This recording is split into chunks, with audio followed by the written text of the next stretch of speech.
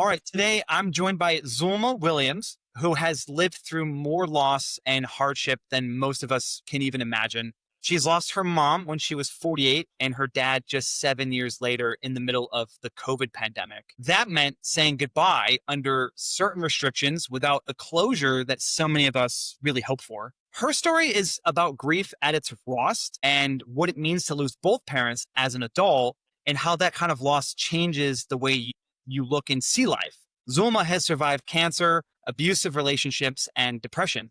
She's even survived suicidal thoughts. And I like to inspire others to discover their own internal warrior. I think that we all go through challenges, and the secret is not about not falling, but it's about not remaining on the ground. So if you fall 7 times, you get up 8, right? Mm. Like that's where our resilience comes in.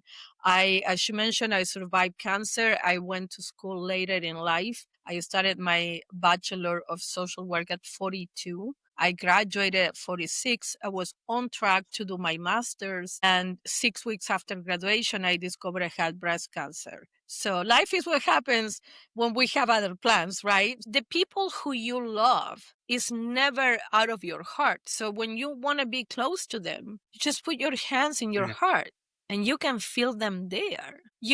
As a therapist, I explain to people grief, in a nutshell, grief is love that has nowhere to go. Wow. That's really good. If you didn't love that person, you wouldn't be grieving. Sure. Yeah. But now Wow. they are like for a similar situation, like if you lost a parent or if you lost a child or if you lost somebody to suicide or whatever the circumstances may be.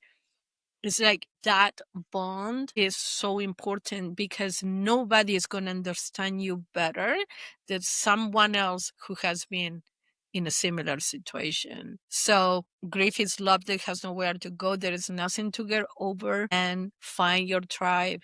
You don't have to do it alone. You can, but you don't have to. Okay.